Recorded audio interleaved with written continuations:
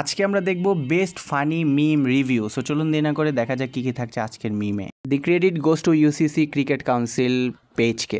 প্রথম রিভিউটা থাকতেছে 3:40 PM বাবর আজম 58 এবং 6:48 আচ্ছা এটা কীতে ওকে বাবর আবারও কীভাবে ব্যাটিং আসে জানি না। বরিশাল ভার্সেস দুর্বার রাজশাহীর ডরে আমার শরীর কাঁপতেছে, আসলেই কাঁপতেছে, কারণ বরিশাল ইজ মানে ডেঞ্জারাস টিম। ওয়েল দেখা যাক নেক্সট মিম কী থাকতেছে।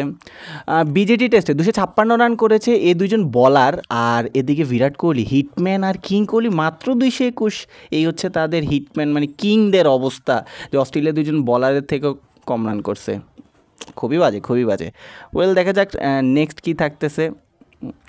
ও দি গড, আমাদের বাবর আজম 50 করছে, কিন্তু পিচ নিয়ে সবাই সন্দেহ, কি পিচে জানি রান করছে আল্লাহ জানে।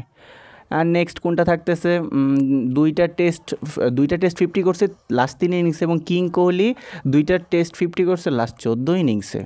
ভাই ভাই ভাই ভাই ভাই, কিন্তু অ্যাটিটিউড কমে না এই পাগলা। এই ছেলে, অন্য মেয়েকে পাও না, বাঁশি বাজানো না, আমাকে পাও নাকি? হ্যাঁ, অন্য মেয়ে কি তোমার মতো সুন্দর? আমি কি জানি, আমি তো এত সুন্দর না। I love you. এই লো বাবা। একটা আননোন ফ্যাক্ট, শান্ত এবং Pat Cummins win the same number of BGT though Shanto have never played this series.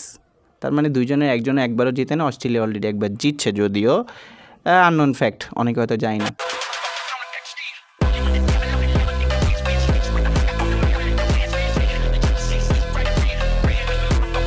This man is different ভাই, ক্যাপ্টেন বলেন, এই মানুষটা ইন্ডিয়াকে পেলে বাস দিয়েছে লাস্ট 2টা বছর ধরে। অ্যামেজিং।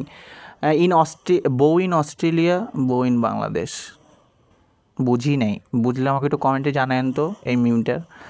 ভাই ওই দিন যে লুকটা দিছিল পেট কামিংস, যেভাবে স্যাম কনস্টারকে যেভাবে এই ভারতীয় দলের মানুষেরা যেভাবে করছিল, যা জিনিস করছিল, এটা একদম ট্রফি নিয়ে দেখাই দিছে ভাই। অ্যামেজিং অ্যামেজিং, এই লুকেই বোঝা গেছিলো যে ওই দিনই ম্যাচ শেষ, অস্ট্রেলিয়া জিততেছে, এটাই লাগতেছিল, এবং সেটাই হয়েছে লাস্ট পর্যন্ত। ওয়েল নেক্সট মিম কোনটা থাকতেছে দেখি। Me bigger attention seeker than him. Yes, Virat Kohli মারাত্মক অ্যাটেনশন সিকার হয়ে গেছে ভাই বর্তমানে, মানে ব্যাটিং করা ছাড়া সব কিছু করতেছে, মানে অ্যাটেনশন কীভাবে নিজের দিকে নেওয়া আছে।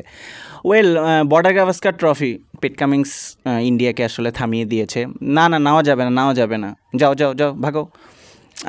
But Jaiswal was not out. হ্যাঁ আসলে জেসওয়াল আউট ছিল না, বড়ই কষ্ট লাগতেছে, আপনারা তো জানেন সবের অবস্থা।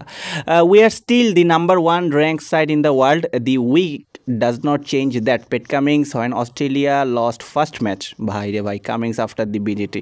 ভাই বললাম তো মানুষটা অন্য লেভেলে। বিজিটি ইজ ওভার, মানে পুরাই শীতের মধ্যে গরম লাগাই দিয়েছিল বিজিটি টেস্ট আসলে। এবং নিউজিল্যান্ড খুব মজা নিতেছে, মারাত্মক লেভেলের, মানে ইন্ডিয়া, এটা নিউজিল্যান্ড না, এটা সারা পৃথিবী ক্রিকেট ফ্যানরাই মজা নিতেছে। ইন্ডিয়া আসলে ওয়ার্ল্ড টেস্ট চ্যাম্পিয়নশিপ যাবে না এবার, টোটালি ইয়ে হয়ে গেছে।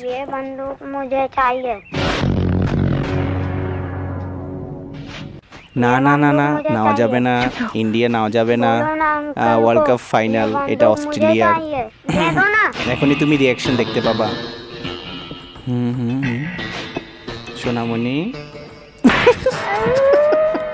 ঠিক আছে ঠিক আছে, সেই সেই।